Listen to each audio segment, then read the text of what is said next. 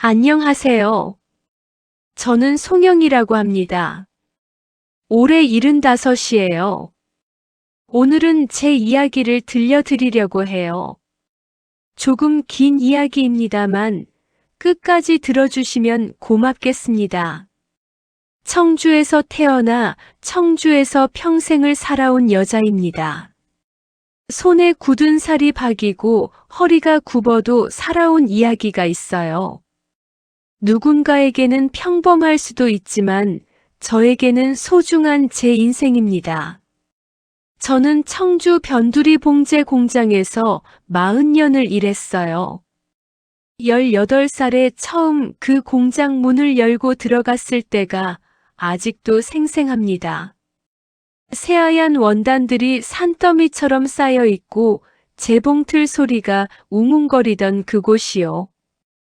따다다닥 따다다닥.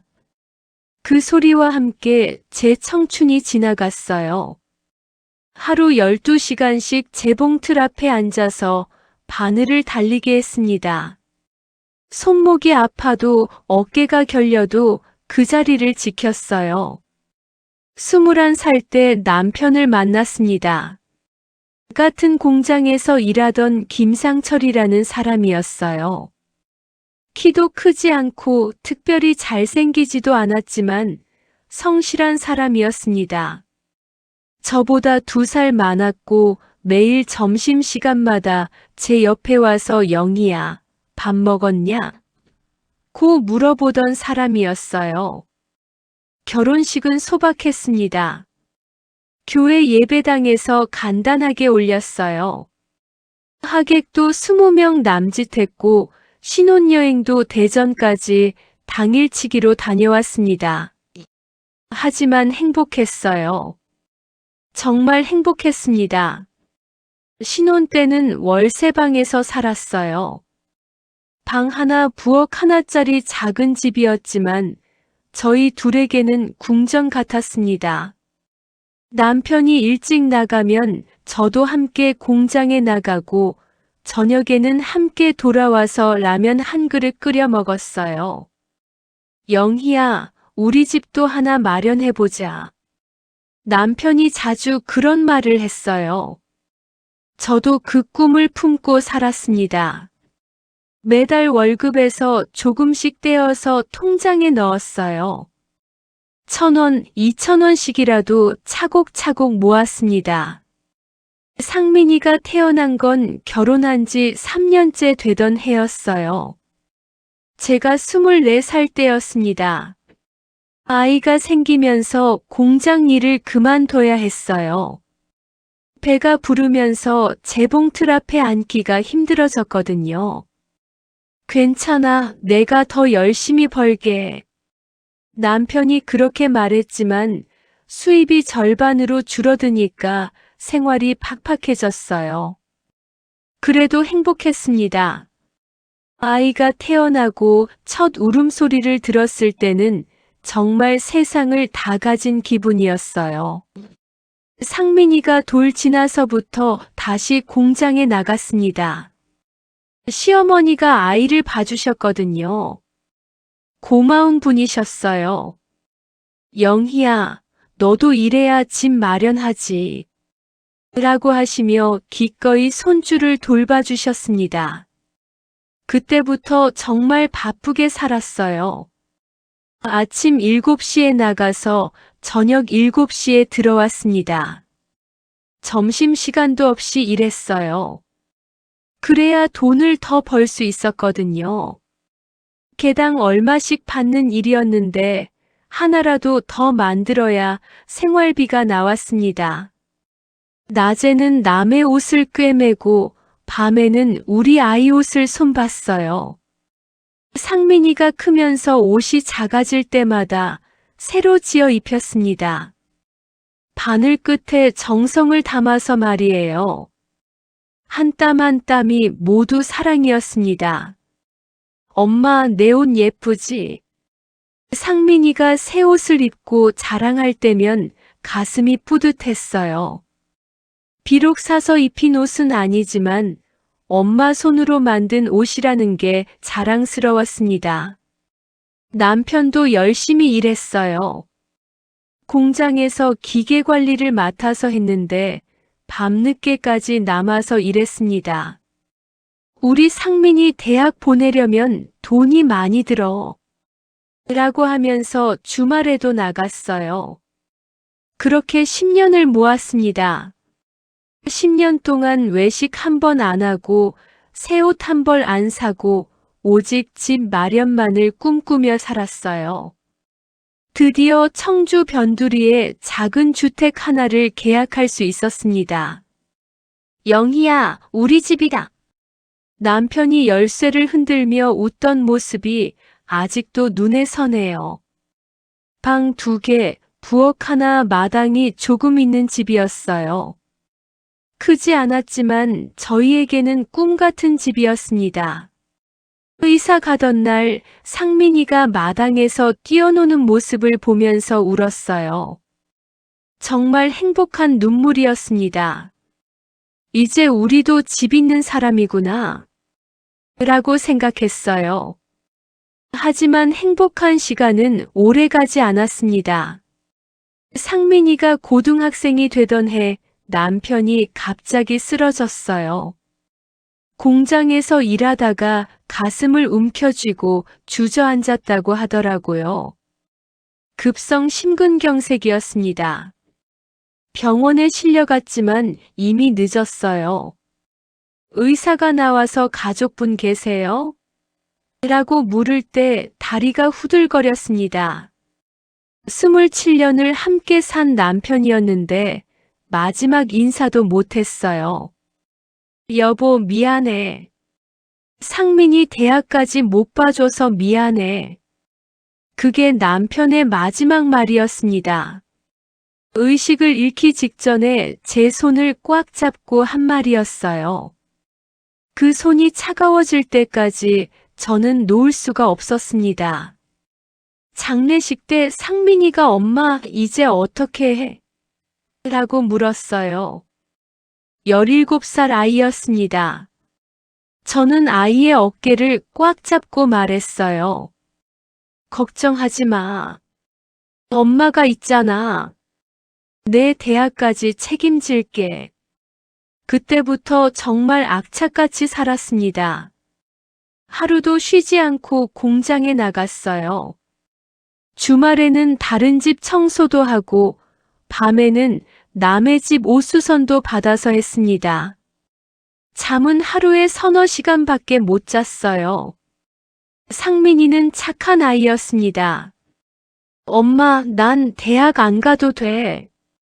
일찍 취직해서 엄마 도와드릴게. 라고 했지만 저는 절대 안 된다고 했어요. 남편과의 약속이었거든요. 내 아버지가 가장 바라던 게 내가 대학 가는 거야. 꼭 가야 해. 고등학교 3년 동안 더 열심히 일했습니다. 손가락에 반창고를 붙이고 허리가 아파서 파스를 붙이고도 재봉틀 앞에 앉았어요. 상민이 대학 입학금과 등록금을 마련하기 위해서였습니다. 다행히 상민이가 지역대학에 합격했어요. 집에서 통학할 수 있는 곳이었습니다. 합격 통지서를 받아들고 남편 사진 앞에 놓았어요. 여보, 우리 상민이 대학생 됐어. 당신 소원 이뤘어. 그날 밤은 정말 오랜만에 편안히 잠들었습니다. 상민이가 대학 다니는 동안에도 계속 일했어요. 용돈도 줘야 하고 생활비도 들고 또 언젠가 결혼할 때를 대비해서 돈을 모아야 했거든요. 제 몸은 점점 망가져 갔지만 아들을 위해서라면 할 수 있었어요. 대학 졸업하고 상민이가 취직했을 때는 정말 기뻤습니다. 작은 회사였지만 정직원으로 들어갔어요. 첫 월급을 받아서 저에게 용돈을 줄 때는 눈물이 났어요. 엄마, 그동안 고생 많이 하셨어요. 이제부터는 제가 효도할게요. 상민이의 그 말을 믿었습니다. 이제는 조금 여유롭게 살 수 있을 거라고 생각했어요. 얼마 후 상민이가 여자친구를 소개해 줬습니다. 서연이라는 예쁜 아가씨였어요. 대학도 나오고 직장도 다니는 똑똑한 여자였습니다. 첫인상은 좋았어요. 어머님, 앞으로 잘 부탁드려요. 서연이가 공손하게 인사할 때는 마음에 들었습니다. 우리 상민이한테 좋은 며느리가 올 것 같았어요. 결혼 준비를 하면서 제가 모아둔 돈을 거의 다 썼습니다. 전세금도 보태주고 결혼식 비용도 대고 신혼 살림도 차려줬어요. 평생 모은 돈이었지만 아깝지 않았습니다. 아들이 좋은 사람 만나서 행복하게 사는 게 제 소원이었거든요. 엄마 고마워요. 나중에 다 갚을게요. 상민이가 그렇게 말했을 때는 정말 믿었어요. 우리 아들은 효자니까 꼭 그럴 거라고 생각했습니다. 결혼하고 처음에는 좋았어요. 명절 때마다 찾아오고 어버이날에는 카네이션도 달아주고 가끔 외식도 시켜줬습니다. 며느리 서연이도 처음에는 다정했어요. 어머님 몸조리 잘하세요. 아프시면 안 돼요. 그런 말들을 들을 때는 정말 고마웠습니다. 드디어 가족이 생긴 기분이었어요. 하지만 손주가 태어나고 나서부터 조금씩 달라지기 시작했어요. 서연이가 직장을 그만두게 되면서 경제적으로 어려워졌나 봅니다. 그때부터 저에게 도움을 요청하기 시작했어요. 어머님, 애기 분유값이 많이 들어요. 조금만 도와주실 수 있을까요? 처음에는 기꺼이 도와줬습니다. 손주니까 당연한 일이라고 생각했어요. 하지만 점점 요구가 많아졌습니다. 분유값, 기저귀값, 의료비, 육아용품비. 끝이 없었어요. 그래도 참았습니다. 가족이니까 서로 도와야 한다고 생각했어요. 그런데 손주가 돌 지나서부터 더 큰 문제가 생겼어요. 상민이네 전세가 끝나가는데 집값이 너무 올라서 갱신을 못하게 된 거예요. 엄마, 우리 잠깐만 같이 살면 안 될까요? 집값이 너무 올라서 당분간 전셋집을 못 구하겠어요. 상민이가 그렇게 부탁했을 때 저는 흔쾌히 승낙했습니다. 혼자 사는 집이 넓기도 했고 가족이 함께 사는 게 좋다고 생각했어요. 그래, 얼마든지 있어라. 손주도 보고 좋지. 그렇게 상민이네 가족이 제 집에 들어왔습니다. 처음 한두 달은 괜찮았어요. 손주를 볼 수 있어서 좋았고, 가족이 함께하는 식사 시간도 즐거웠습니다. 제 하루는 시계처럼 정확했어요. 새벽 5시에 눈을 떠서 밥을 짓고, 상민이 도시락을 싸주고, 손주 이유식도 만들어줬어요. 그리고 집안일을 돌봤습니다. 빨래, 청소, 설거지. 그게 제 일상이 되었어요. 처음에는 서연이가 고마워했습니다. 어머님, 정말 죄송해요. 제가 해야 할 일을 다 해주셨네요. 그런 말을 들을 때는 뿌듯했어요. 내가 가족에게 도움이 되고 있구나 싶었습니다. 하지만 시간이 지나면서 분위기가 달라졌어요. 감사의 말은 점차 사라지고 대신 며느리 서연이의 목소리에는 차가운 지시가 늘어났습니다. 어머님, 빨래는 제 옷과 따로 해주세요. 애기 옷은 특히 조심해서 빨아주시고요. 어머님, 청소할 때 제 방 물건은 건드리지 마세요. 제가 따로 할게요. 어머님, 식사 시간은 꼭 맞춰주세요. 상민이 회사에 늦으면 안 되잖아요.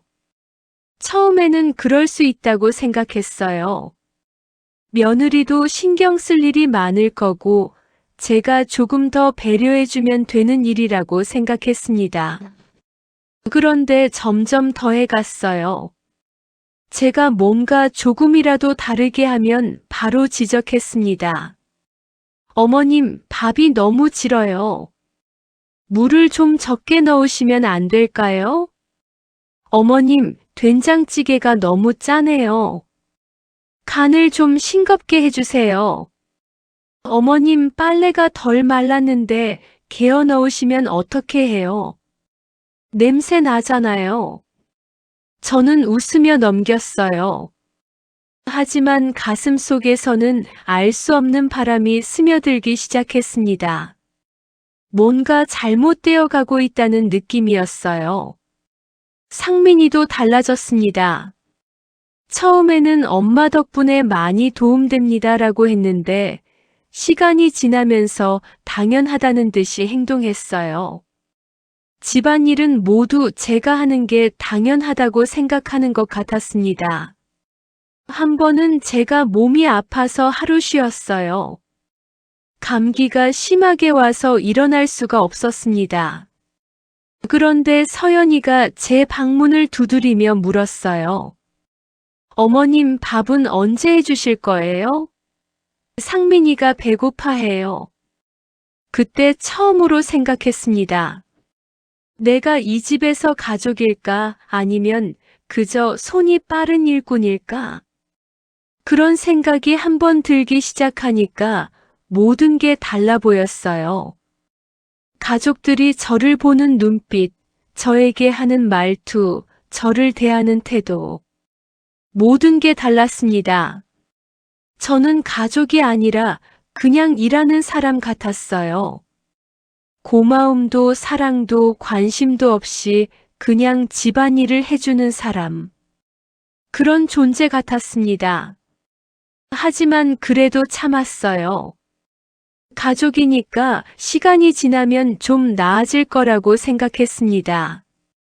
제가 좀 더 잘해주면, 좀 더 희생하면 다시 예전처럼 돌아갈 거라고 믿었어요.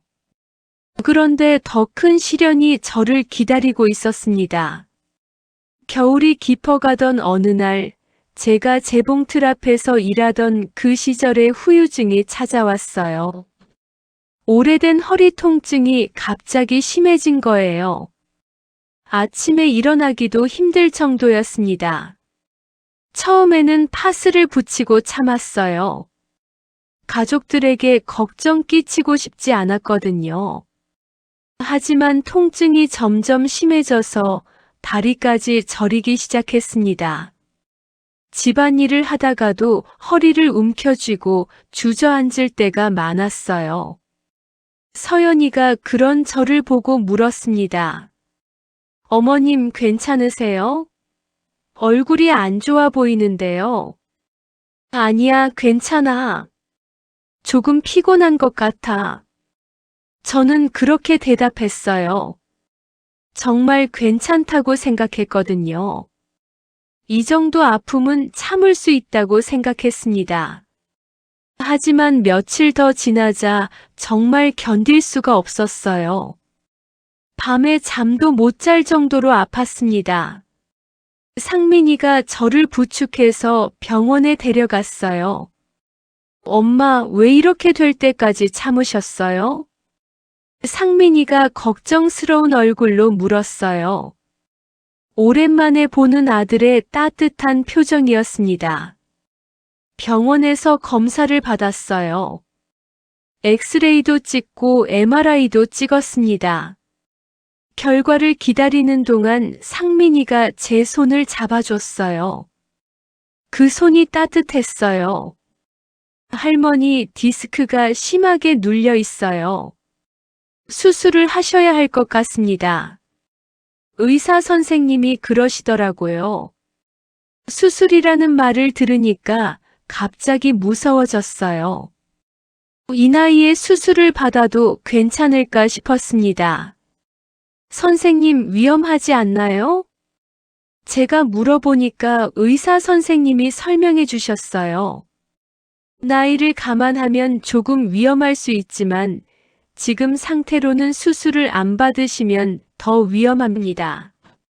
디스크가 신경을 완전히 누르면 하반신 마비가 올 수도 있어요. 그 말을 듣고 나서야 결심했습니다. 수술을 받기로 했어요. 엄마, 걱정하지 마세요. 제가 옆에 있을게요. 상민이가 그렇게 말해줘서 마음이 놓였어요. 역시 내 아들이구나 싶었습니다. 수술 날짜를 잡았어요. 일주일 후였습니다. 그 일주일 동안 상민이와 서연이가 저를 많이 챙겨줬어요. 오랜만에 가족의 따뜻함을 느꼈습니다. 어머님, 수술 후에는 한동안 움직이시면 안 돼요. 저희가 모든 집안일 할게요. 서연이가 그렇게 말할 때는 정말 고마웠어요. 역시 우리 가족이구나 싶었습니다. 드디어 수술날이 왔어요. 아침 일찍 병원에 갔습니다. 상민이가 입원 수속을 도와줬고 서연이는 제가 필요한 물건들을 챙겨줬어요. 엄마, 수술 끝나면 바로 올게요. 걱정하지 마세요. 상민이가 손을 꼭 잡고 그렇게 말했어요. 저는 안심하고 수술실에 들어갔습니다. 마취에서 깨어났을 때는 저녁 시간이었어요. 몸이 무겁고 허리가 뻐근했지만 그 전에 극심한 통증은 사라져 있었습니다. 수술이 잘 된 것 같았어요. 그런데 병실을 둘러봐도 아무도 없었습니다. 상민이도 서연이도 손주도 없었어요. 간병인 아주머니 한 분만 계셨습니다. 아들이 어디 갔을까요? 제가 물어보니까 간병인 아주머니가 대답해 주셨어요. 아까 잠깐 들렀다가 집에 일이 있다고 가셨어요. 내일 오신다고 하더라고요. 그 말을 듣고 실망스러웠지만 그럴 수도 있다고 생각했어요. 손주도 돌봐야 하고 집안일도 있을 테니까요. 저녁 시간이 되어서 전화가 왔어요. 서연이었습니다. 어머님, 수술 잘 끝나셨어요? 그런데 저녁은 어떻게 하실 거예요? 상민이랑 애기 굶을 수 없잖아요. 집에서 뭘 해 먹어야 할지 모르겠어요. 그 순간 제 가슴은 바늘로 찔린 듯 했습니다. 수술을 받은 저보다 집 걱정이 먼저라니. 수술 잘 끝났냐는 안부 인사보다 저녁 걱정이 먼저라니. 냉장고에 반찬 있을 거야. 밥만 해서 먹어. 겨우 그렇게 대답했어요. 목소리가 떨렸습니다. 어머님, 밥은 어떻게 해요? 물을 얼마나 넣어야 하는지 모르겠어요. 서연이가 계속 물었어요. 저는 하나하나 설명해 줬습니다.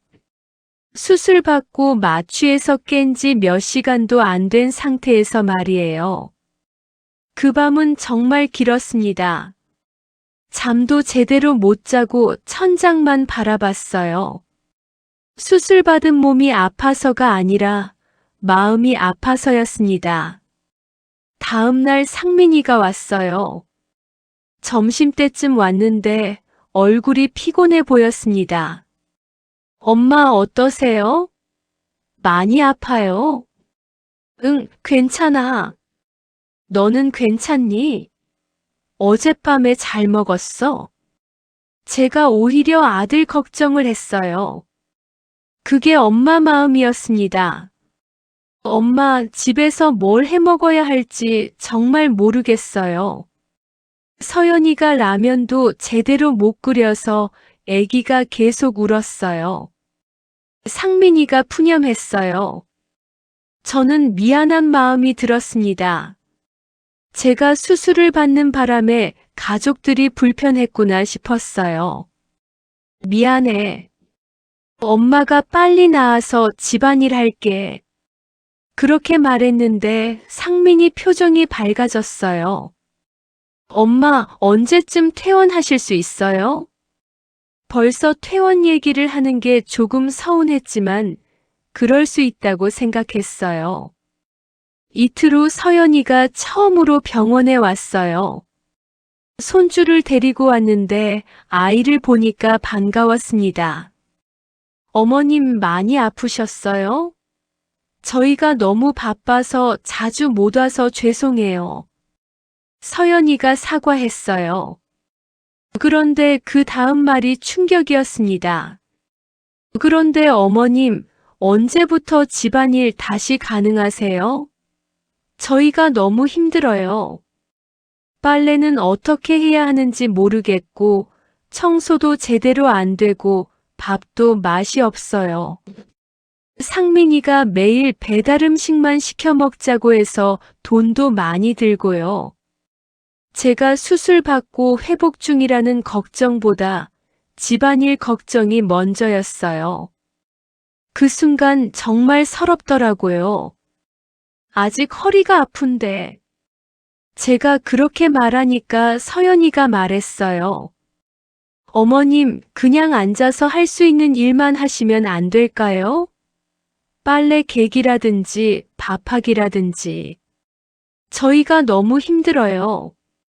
저는 허리를 움켜쥐고 생각했어요. 내 몸보다 집안일이 더 중요한 거구나. 내가 아픈 것보다 자기들 불편한 게 더 중요한 거구나. 일주일 만에 퇴원했어요. 의사는 한 달은 더 쉬라고 했지만 집에서 계속 재촉하는 바람에 일찍 나올 수밖에 없었습니다. 집에 돌아가 보니까 정말 엉망이었어요. 빨래는 산더미처럼 쌓여 있고 설거지는 안 된 그릇들이 싱크대에 그대로 있었어요. 바닥도 더러웠고요. 어머님 오셨네요. 정말 기다렸어요. 이제 좀 살 것 같아요. 서연이가 환하게 웃으며 말했어요. 마치 일꾼이 돌아온 것처럼요. 그날부터 다시 집안일을 시작했어요. 허리가 아픈데도 빨래를 했고, 청소를 했고, 밥을 했습니다. 앉아서 할 수 있는 일부터 천천히 했는데도 가족들은 불만이었어요. 어머님, 밥이 너무 늦었어요. 상민이가 배고파해요. 어머님, 빨래가 덜 말랐는데 왜 개어 넣으세요? 어머님, 청소가 제대로 안 됐어요. 구석구석 좀 더 깨끗하게 해주세요. 제가 아프다는 건 전혀 고려하지 않았어요. 그냥 예전처럼 완벽하게 해주길 바랐습니다. 한 번은 정말 허리가 아파서 소파에 누워 있었어요. 그런데 서연이가 와서 말했어요.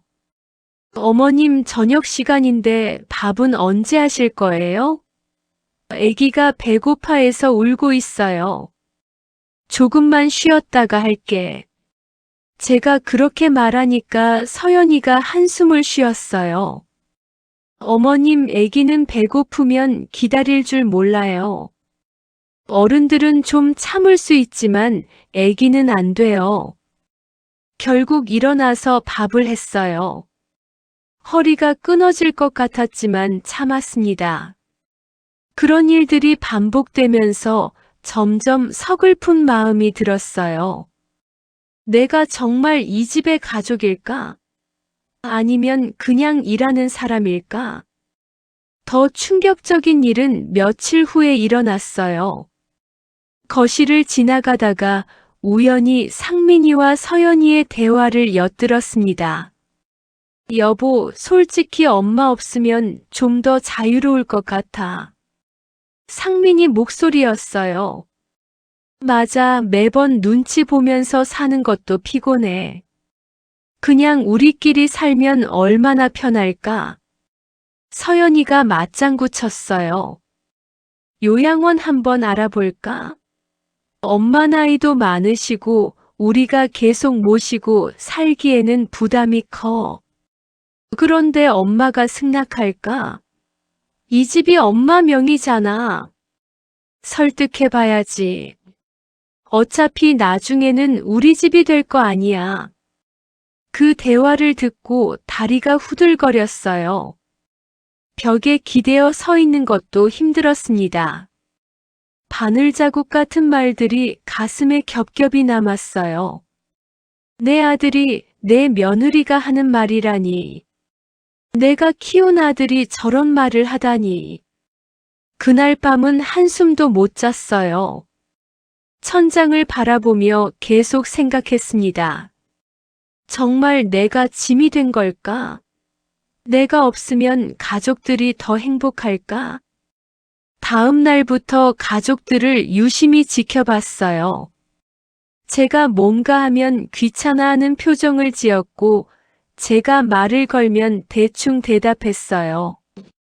진짜 짐스러워하는 게 눈에 보였습니다. 어느 날은 손주가 아파서 열이 났어요. 저는 밤새 간호했습니다. 수건으로 열을 식혀주고 물을 먹여주고 달래주고. 그런데 아이가 나아지자 서연이가 한 말이 이거였어요. 어머님 고생하셨어요. 그런데 다음에는 저한테 먼저 말씀해 주세요. 제가 알아서 할게요. 마치 제가 참견한 것처럼 말했어요. 손주를 돌보는 것도 허락받아야 하는 일인 것처럼요. 그때부터 확신했어요. 나는 이 집에서 가족이 아니라 그냥 일하는 사람이구나. 고마움도 사랑도 관심도 받지 못하는 그냥 일하는 사람. 크리스마스 때 일이었어요.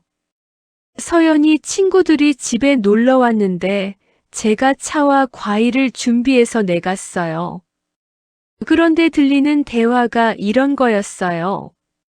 너 시어머니랑 같이 사니까 편하겠다. 집안일 다 해주시고. 편하긴 뭐가 편해. 매일 눈치 보여서 죽겠어. 우리끼리 살고 싶은데 남편이 효자라고 해서. 제가 듣고 있는 줄 모르고 하는 말이었어요. 그 순간 정말 마음이 찢어지는 것 같았습니다. 그날 밤 상민이에게 물어봤어요. 상민아, 엄마가 너희한테 짐이 되니? 엄마, 왜 그런 말씀을 하세요? 그냥 요즘 눈치가 보여서. 아니에요, 엄마. 전혀 그렇지 않아요. 상민이는 그렇게 말했지만 눈빛이 어색했어요. 거짓말하는 게 보였습니다. 그 후로도 비슷한 일들이 계속 일어났어요. 제가 조금이라도 실수하면 바로 지적했고, 제 의견은 무시했고, 제가 아플 때도 집안일 걱정만 했어요. 새해가 되어서 가족들이 소원을 말할 때였어요. 저는 가족 모두 건강하자고 했는데, 서연이는 좀 더 넓은 집에서 살았으면 좋겠다고 했어요. 멀쩡한 집이 있는데 왜 넓은 집을 원할까요? 저 없는 집을 원한다는 뜻 아닐까요? 그런 일들이 쌓이고 쌓여서 결국 확신하게 됐어요. 정말 내가 짐이 된 거구나. 내가 없어야 가족들이 행복할 거구나. 그런데 아직 제게는 선택할 권리가 남아 있었습니다. 봄이 왔습니다. 개나리가 노랗게 피고 진달래가 분홍빛으로 물들었어요. 벚꽃도 활짝 피어서 동네가 온통 꽃천지였습니다. 봄이 오니까 마음도 조금 밝아지는 것 같았어요. 그리고 저는 결심했습니다. 평생 모아둔 집을 팔고 혼자 살아보기로 말이에요. 처음에는 정말 막막했어요. 이 나이에 혼자 어떻게 살아야 할지, 어디서 살아야 할지 아무것도 모르겠더라고요. 하지만 지금처럼 눈치 보며 사는 것보다는 나을 거라고 생각했습니다. 등기부등본을 떼어봤어요. 분명히 제 이름이 적혀 있었습니다. 송영이라고 또박또박. 이 집은 제가 번 돈으로 산 거니까 제가 마음대로 할 권리가 있었어요. 처음에는 상민이나 서연이한테 얘기하려고 했어요. 가족이니까 미리 말씀드리는 게 예의라고 생각했거든요. 그런데 며칠 전에 일어난 일 때문에 마음이 바뀌었어요. 그날은 제가 감기에 걸려서 몸살이 심했어요. 열도 나고 몸도 아팠습니다. 그래서 아침에 일어나지 못했어요. 평소 같으면 5시에 일어나서 밥을 하는데 그날은 8시까지 잠을 잤습니다. 서연이가 제 방문을 두드리며 말했어요. 어머님, 밥은 언제 하실 거예요? 상민이가 회사에 늦는다고 해요. 미안해, 몸이 좀 안 좋아서. 조금만 기다려. 겨우 일어나서 부엌에 가려고 했는데 서연이가 한숨을 쉬며 말했어요. 어머님 아프시면 미리 말씀해 주시지. 저라도 준비했을 텐데. 이렇게 갑자기 아프시면 저희가 어떻게 해요? 마치 제가 일부러 아픈 것처럼 말했어요. 그 말을 듣고 정말 서글펐습니다. 그날 저녁에는 더 황당한 일이 있었어요. 제가 약을 먹고 일찍 잠자리에 들려고 했는데 서연이가 와서 말했어요. 어머님, 내일은 괜찮으시죠? 제가 친정에 갔다 와야 하는데 아기를 봐주실 수 있으시죠? 제가 아픈 걸 알면서도 자기 일정만 생각했어요. 그런 모습을 보면서 확신했습니다. 이 사람들은 정말 나를 가족이 아니라 일하는 사람으로만 생각하는구나. 그래서 혼자 결정했어요. 미리 말할 필요 없다고 생각했습니다. 부동산 중개업소에 갔어요. 처음 가보는 곳이라 긴장됐지만 사장님이 친절하게 설명해 주셨어요. 할머니, 이 동네 집값이 많이 올랐어요. 좋은 가격에 나갈 것 같은데요. 집값을 들어보니 생각보다 많이 올라 있었어요. 제가 산 때보다 서너 배는 오른 것 같았습니다. 급하게 파실 건 아니시죠?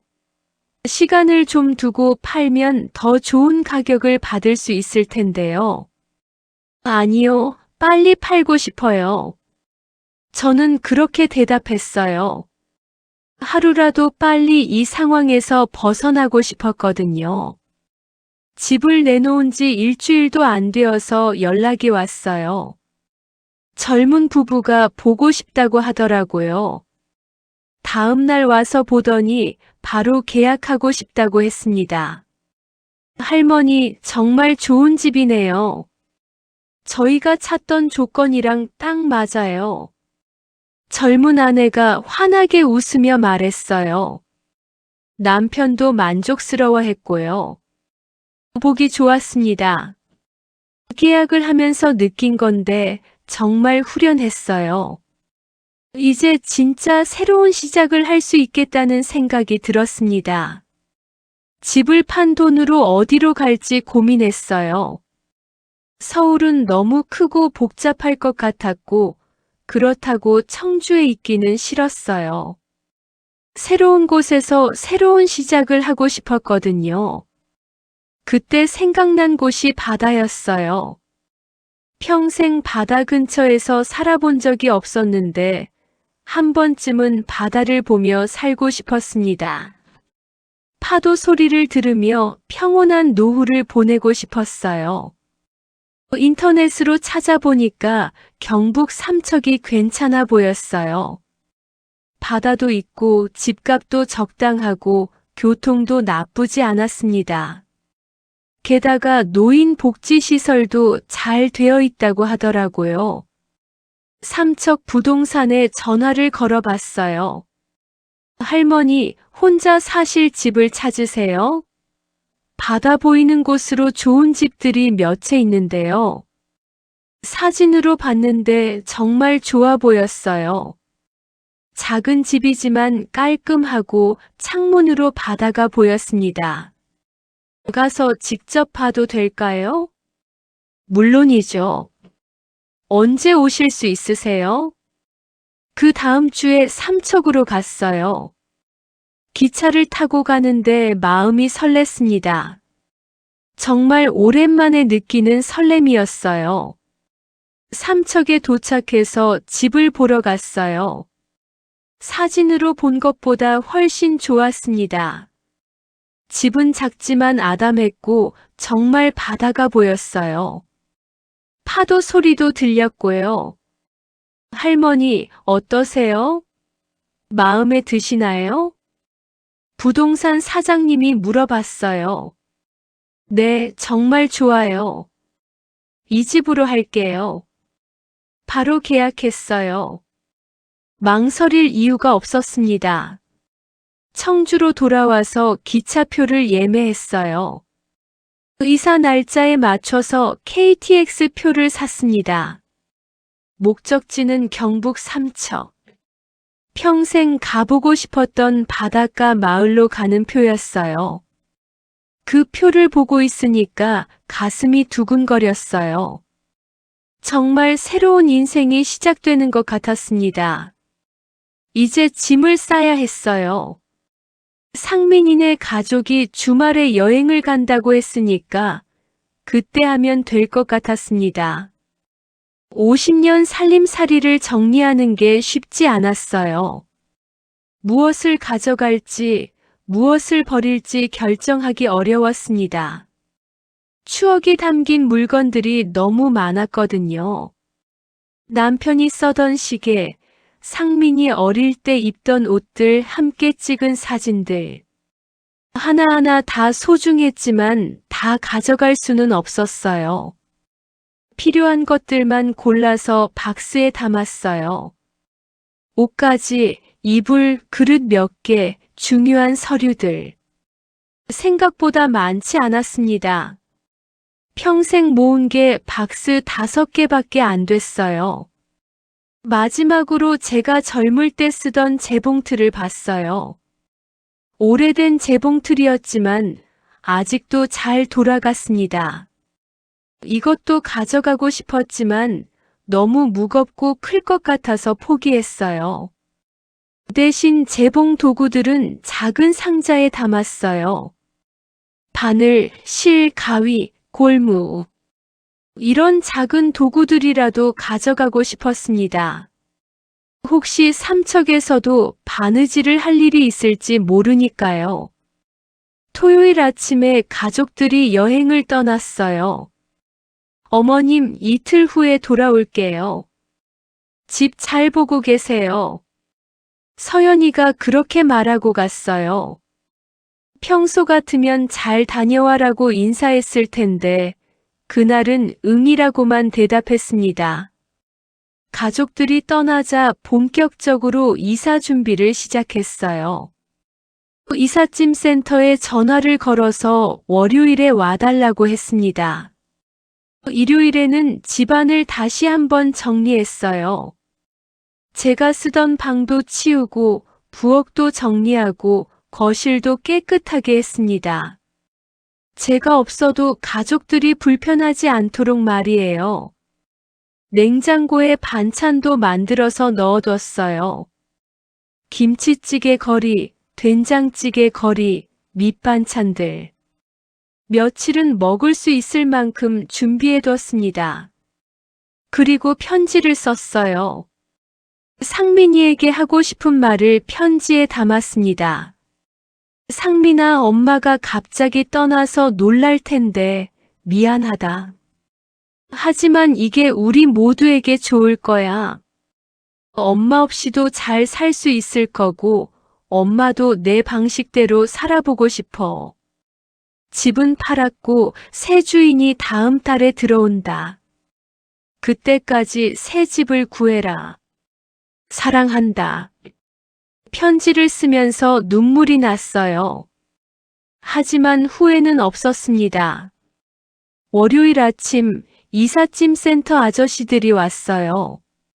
할머니, 이게 다예요? 생각보다 짐이 많지 않네요. 네, 이게 다예요. 박스 5개가 제 평생의 짐이었어요. 이상하게 후련했습니다. 삼척까지 가시는 거죠? 내일 아침에 도착할 거예요. 네, 고맙습니다. 이삿짐차가 떠나고 나서 집안을 둘러봤어요.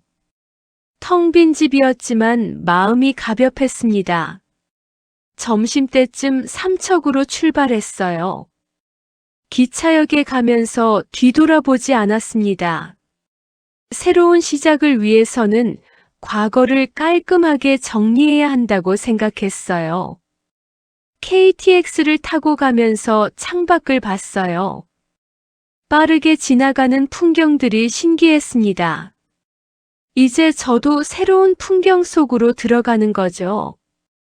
그런데 핸드폰이 계속 울렸어요. 상민이었습니다. 여행에서 돌아와서 제가 없어진 걸 알았나 봐요. 하지만 받지 않았습니다. 지금 받으면 마음이 흔들릴 것 같았거든요. 오후에 삼척에 도착했어요. 바다 냄새가 확실히 달랐습니다. 청주에서는 맡을 수 없었던 짠내와 함께 새로운 냄새가 났어요. 부동산에서 나와서 제 새 집으로 안내해 줬어요. 할머니 열쇠예요. 내일 이삿짐이 오시죠? 편히 쉬세요. 고맙습니다. 드디어 제만의 집에 도착했습니다. 문을 열고 들어가니까 정말 조용했어요. 아무도 저에게 뭘 하라고 하지 않았고 눈치 볼 사람도 없었습니다. 창문을 열었어요. 그러자 파도 소리가 들어왔습니다. 철썩, 철썩, 철썩. 정말 좋은 소리였어요. 그날 밤은 바닥에서 잤어요.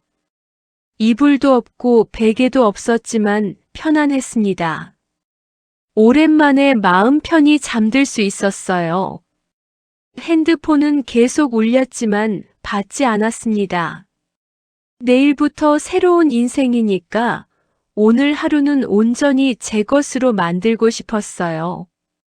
과연 제가 정말 이 집을 떠날 수 있었을까요? 네, 해냈습니다. 삼척의 작은 집. 정말로 도착했습니다. 어젯밤에는 바닥에서 잤지만 아침에 일어나니까 기분이 상쾌했어요. 오랜만에 깊게 잠들었던 것 같습니다. 창문을 활짝 열었어요. 그러자 파도 소리가 확실하게 들어왔습니다. 철썩, 철썩, 철썩 이 소리가 이렇게 좋을 줄 몰랐어요. 바닷바람이 방 안을 가득 채웠습니다. 짠내와 함께 자유로운 냄새. 청주에서는 절대 맡을 수 없던 냄새였어요. 아침 9시쯤 이삿짐이 왔어요. 할머니, 짐이 별로 없네요. 금방 끝날 것 같은데요. 아저씨들이 박스 5개를 들여놓고 갔습니다. 정말 간단했어요. 박스를 하나씩 열었습니다. 첫 번째에는 옷가지들, 두 번째에는 이불과 베개, 세 번째는 그릇과 조리도구, 네 번째는 중요한 서류와 통장. 마지막 박스를 열자 손이 멈췄습니다. 바늘, 실, 가위, 골무 평생 제 손끝을 지켜준 것들. 작은 상자에 차곡차곡. 너희도 이 집에 와야지. 손바닥 위 익숙한 무게가 마음을 안정시켰습니다. 짐을 놓을 자리를 정했습니다. 창 옆에는 이불을, 부엌 선반에는 그릇을, 서랍 위에는 바느질 상자를, 벽에 못에는 사진을 걸었습니다. 결혼식 날, 예배당 앞에서 서툴게 웃던 우리 둘. 여보, 나 잘 왔어. 사진을 향해 인사했습니다. 대답은 없었지만 파도 소리가 그렇다고 말하는 것 같았어요. 점심은 소박하게 차렸습니다. 된장 한 숟갈 풀어 미나리 넣고 끓인 국 밥 한 공기, 김 한 장. 숟가락이 그릇을 천천히 두드렸습니다. 이게 내 입맛이었구나. 고개가 저절로 끄덕여졌습니다. 오후엔 시장을 한 바퀴 돌았습니다. 골목마다 바람이 다르게 불었어요. 처음 뵙네요. 물을 팔던 상인이 말을 걸었습니다. 청주서 이사 왔어요. 잘 오셨어요. 여기 사람들 인정 많습니다. 무 2개를 샀는데 하나를 더 얹어주셨어요. 첫 인사니까 덤. 목이 살짝 메었습니다. 해가 기울 무렵 방파제에 나가 앉았습니다. 돌 위는 차가웠지만 허리 통증은 덜했어요. 갈매기 울음. 철썩철썩. 소리가 가슴을 비웠다가 다시 채웠습니다. 저녁은 더 간단히. 밥에 김치만 얹어 먹었습니다. 아무도 간이 짜다, 싱겁다 말하지 않았어요. 그 조용함이 참 고마웠습니다. 밤이 깊자 이웃이 문을 두드렸습니다. 아랫집인데요. 김치 조금 나눠드릴게요. 투명한 통 속 붉은 김치가 반짝였습니다. 고맙습니다. 힘든 일 있으면 말하세요. 여긴 서로 부축하고 살아요. 문이 닫히고도 그 말이 한참 남았습니다. 이불을 펴고 누웠습니다. 천장을 보다 눈을 감았어요. 파도 소리가 자장가처럼 발끝에서 머리끝으로 흘렀습니다. 다음 날 복지관 안내문이 우편함에 꽂혀 있었습니다. 수선 봉사 모집. 손끝이 먼저 반응했어요. 할 수 있겠다. 오래 묵은 자신감이 작게 그러나 분명히 깨어났습니다. 첫 봉사날. 교복 치맛단을 꿰매고 이불 터진 곳에 천을 덧댔습니다. 어머님, 손이 참 예뻐요. 사회복지사 말에. 오래 써서 그래요. 하고 웃었습니다. 바늘 끝이 천을 통과할 때마다 내 마음에 찢어진 자리도 조금씩 붙는 기분이었어요. 저녁에 상자를 정리하다 남편의 손목시계를 발견했습니다. 멈춘 지 오래. 그래도 유리창을 천으로 닦았어요. 여보, 내일은 방파제 쪽으로 더 걸어볼게. 독백이 습관이 되었습니다. 홀로여도 대답을 기다리진 않았습니다. 파도가 늘 대답해 주니까요. 사흘째 되던 날 서랍에 새 열쇠고리를 얹었습니다. 송영이. 펜으로 제 이름을 또박또박 적었어요. 그 글자를 보는데 가슴이 묘하게 따뜻했습니다. 오래 잊어버렸던 사람을 다시 만난 기분. 그 사람이 나라는 사실이 새삼 놀라웠습니다. 해가 기울고 부엌 불을 끄려던 순간 휴대전화가 울렸습니다.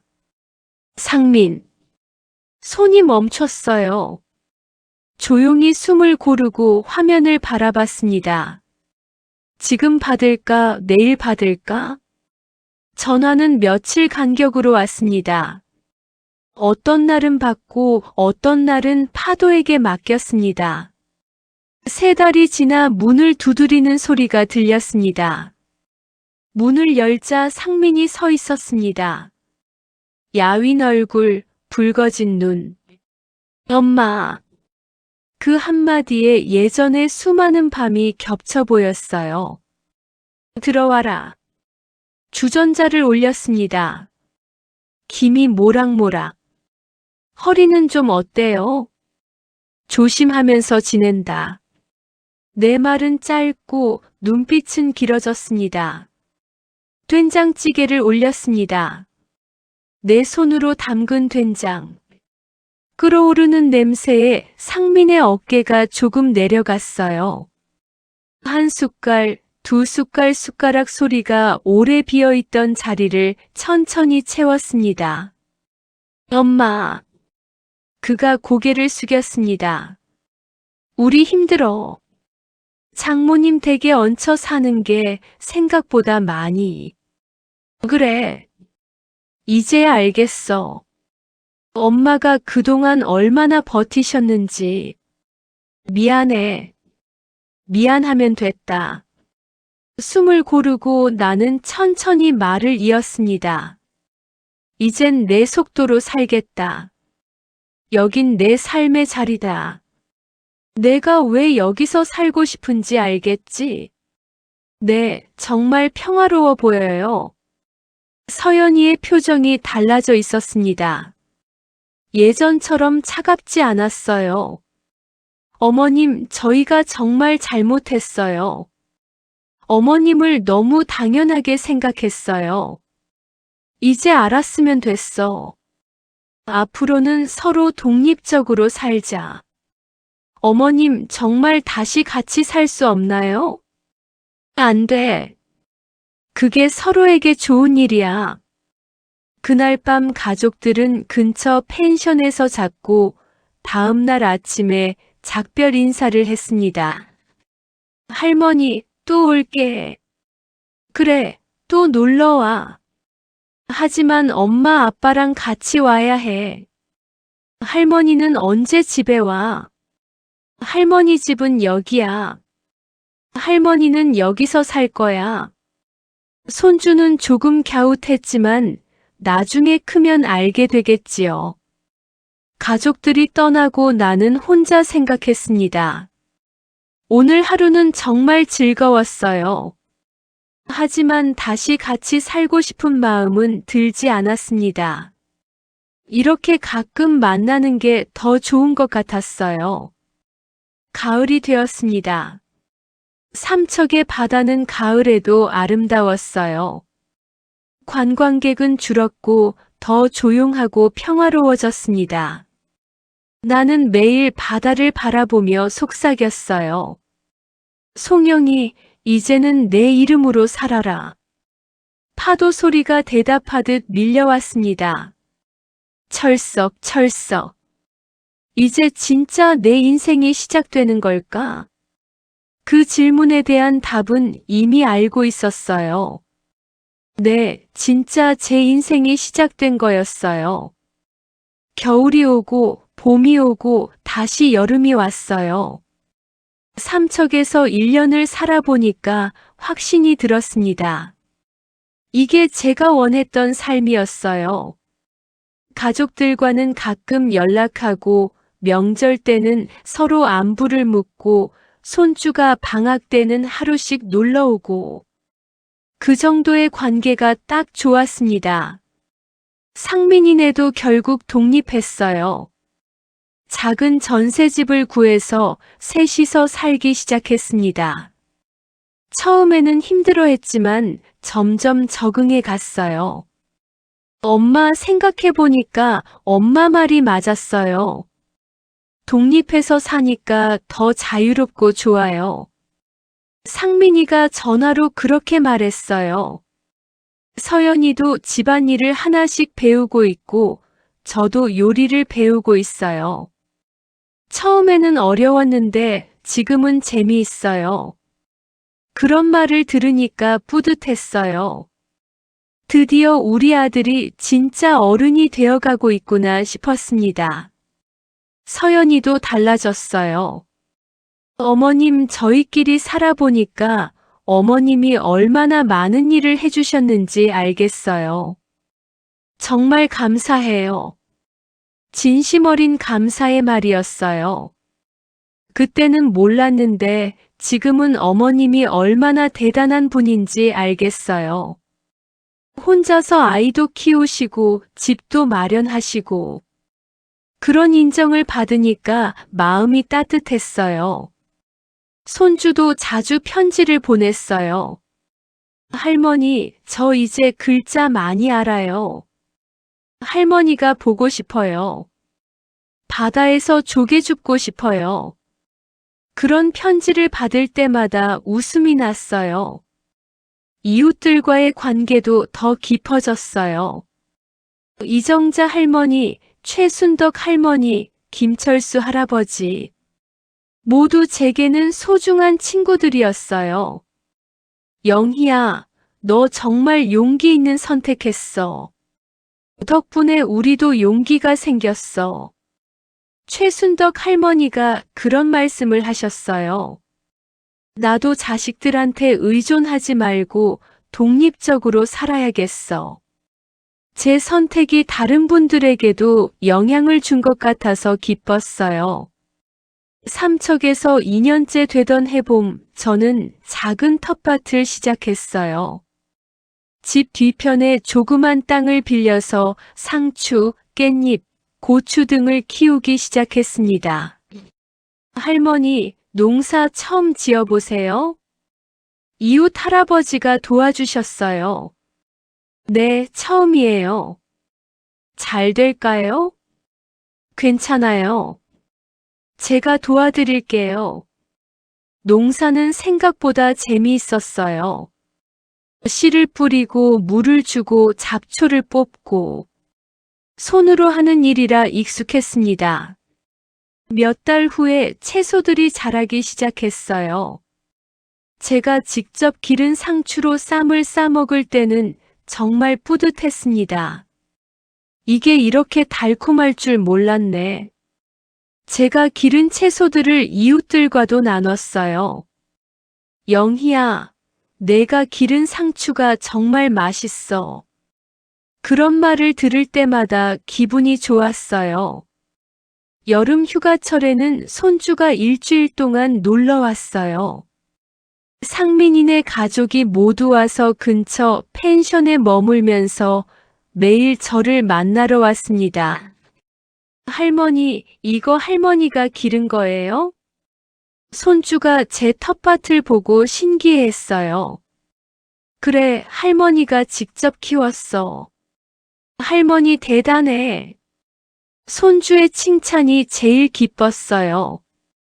그 일주일 동안 정말 행복했어요. 하지만 가족들이 떠나고 나서도 아쉽지는 않았습니다. 언제든 다시 만날 수 있다는 걸 알고 있었거든요. 3년 차가 되면서 저는 완전히 삼척 사람이 되었어요. 동네 일에도 참여하고 노인의 활동도 하고 자원봉사도 했습니다. 특히 혼자 사는 노인분들을 돌보는 봉사활동을 했어요. 저처럼 독립적으로 사는 분들이 많았는데 가끔 아프거나 힘들 때 서로 돕는 일이었습니다. 영희 씨 같은 분이 있어서 든든해요. 봉사받는 할아버지가 고마워하셨어요. 그런 일들을 하면서 보람을 느꼈어요. 누군가에게 도움이 되는 일을 할 수 있다는 게 기뻤습니다. 어느 날 상민이가 전화를 했어요. 엄마, 저 승진했어요. 정말 기쁜 소식이었어요. 축하한다. 열심히 한 보람이 있네. 엄마 덕분이에요. 엄마가 독립하라고 하셔서 정신 차리고 열심히 했더니 승진하게 됐어요. 그런 말을 들으니까 뿌듯했어요. 제 선택이 아들에게도 좋은 영향을 준 것 같았습니다. 이제 좀 여유가 생겼으니까 엄마한테 용돈도 드릴게요. 아니야, 괜찮아. 엄마는 돈 충분해. 엄마, 그래도 효도하고 싶어요. 효도는 내가 잘 사는 거야. 그게 엄마한테 제일 큰 효도야. 서연이도 달라졌어요. 파트타임으로 일을 시작했다고 하더라고요. 어머님, 저도 이제 일해요. 집에만 있으니까 답답해서요. 잘했어. 일하는 게 좋아. 네, 일하니까 성취감도 느끼고 좋아요. 어머님이 평생 일하신 게 얼마나 대단한 일인지 이제 알겠어요. 가족들 모두 변화하고 있었어요. 제가 독립하면서 다들 자립심을 기르게 된 것 같았습니다. 4년째 봄 저는 작은 결심을 했어요. 재봉틀 하나를 사기로 한 거예요. 삼척에 와서 바느질을 못 해봤는데 다시 해보고 싶어졌거든요. 중고 재봉틀을 하나 샀어요. 예전에 쓰던 것보다는 성능이 떨어지지만 취미로 하기에는 충분했습니다. 이웃 할머니들의 옷수선을 해드리기 시작했어요. 영희야, 정말 솜씨가 좋네. 새 옷 같아. 그런 칭찬을 들을 때마다 기뻤어요. 평생 해온 일이라서 손에 익어 있었거든요. 돈을 받지는 않았어요. 그냥 취미로 보람으로 했습니다. 영희야, 그래도 돈은 받아야지. 아니에요. 제가 좋아서 하는 일이에요. 바느질을 하면서 옛날 생각도 많이 났어요. 젊었을 때 공장에서 일하던 기억, 아이들 옷 만들어주던 기억. 모두 소중한 추억들이었어요. 그런 추억들이 이제는 아프지 않았어요. 오히려 제 인생의 소중한 부분이라는 생각이 들었습니다. 5년째 되던 해, 저는 진짜 확신했어요. 이게 제가 원했던 인생이라는 걸요. 매일 아침 바다를 보며 하는 생각이 있어요. 송영이 잘했어. 용기 내서 잘했어. 파도 소리가 대답해 주는 것 같아요. 철썩, 철썩, 철썩. 이제 진짜 내 인생이야. 그리고 제 새로운 삶은 계속 진행 중입니다. 가족들과는 적당한 거리를 유지하면서도 사랑을 나누고 있어요. 이웃들과는 서로 돕고 의지하며 살고 있고요. 혼자 살지만 외롭지 않아요. 오히려 더 풍요로운 삶을 살고 있습니다. 간혹 혹시 후회하지 않느냐고 묻는 사람들이 있어요. 그럴 때마다 대답해요. 전혀 후회하지 않아요. 오히려 더 일찍 이런 결정을 했으면 좋았을 거예요. 나이가 들어서도 새로운 시작을 할 수 있다는 걸 배웠어요. 용기만 있으면 언제든 변화할 수 있다는 걸 깨달았습니다. 지금도 매일 바다를 보며 생각해요. 오늘은 뭘 해볼까? 내일은 뭘 해볼까? 75에 시작한 새로운 인생이지만 아직도 할 일이 많아요. 배우고 싶은 것도 많고 경험해보고 싶은 것도 많습니다. 어떤 날은 해변에서 갈매기들과 함께 산책하고, 어떤 날은 텃밭에서 채소를 돌보고, 어떤 날은 이웃 할머니들과 수다를 떨어요. 매일매일이 소중하고 의미 있습니다. 가끔 청주에 있는 친구들이 전화를 해요. 영희야, 거기서 혼자 어떻게 살아? 외롭지 않아? 그럴 때마다 대답해요. 외롭기는커녕 너무 바빠. 하루하루가 즐거워. 정말 그래요. 제가 원하는 대로 살 수 있으니까 매일이 즐겁습니다. 요즘에는 글쓰기도 배우고 있어요. 동네 도서관에서 하는 노인 글쓰기 교실에 다니고 있거든요. 할머니들, 오늘은 여러분의 어린 시절 추억을 써보세요. 선생님이 그렇게 말씀하시면 저는 청주에서 보낸 어린 시절을 써요. 힘들었던 기억도 있지만 이제는 모두 소중한 추억이 됐어요. 다른 할머니들의 글을 들으면서 많은 걸 배워요. 다들 각자의 인생 이야기가 있고 각자만의 지혜가 있더라고요. 영희 씨 글은 정말 솔직하고 감동적이에요. 선생님이 칭찬해 주실 때마다 뿌듯해요. 언젠가는 제 인생 이야기를 한 권의 책으로 만들어 보고 싶어요. 저 같은 선택을 고민하는 분들에게 도움이 될 수도 있을 거라고 생각해요. 겨울이 되면 삼척은 더 조용해져요. 관광객도 줄어들고 바다도 잔잔해집니다. 그런 겨울 바다를 보며 차 한 잔 마시는 시간이 정말 좋아요. 눈이 오는 날이면 창문으로 보는 설경이 그림 같아요. 하얀 눈이 바다와 만나는 모습이 신비롭습니다. 참 아름다운 곳에서 살고 있구나. 매일 그런 생각을 해요. 봄이 되면 또 새로운 계획을 세워요. 올해는 어떤 채소를 심을까? 어떤 새로운 것을 배워볼까? 그런 계획을 세우는 것만으로도 설레요. 여름이 되면 손주가 놀러 와요. 이제 많이 커서 저와 진지한 대화도 나눌 수 있게 됐어요. 할머니, 왜 혼자 사세요? 손주가 궁금해하며 물어봐요. 할머니는 혼자 사는 게 행복해서야. 할머니 외롭지 않아요? 전혀. 할머니에게는 바다도 있고 좋은 이웃들도 있고 너희들도 가끔 놀러 오잖아. 손주가 고개를 끄덕여요. 할머니는 정말 멋있어요. 그런 말을 들을 때 가장 기뻐요. 가을이 되면 삼척은 또 다른 아름다움을 보여줘요. 단풍이 바다와 어우러져서 정말 장관이에요.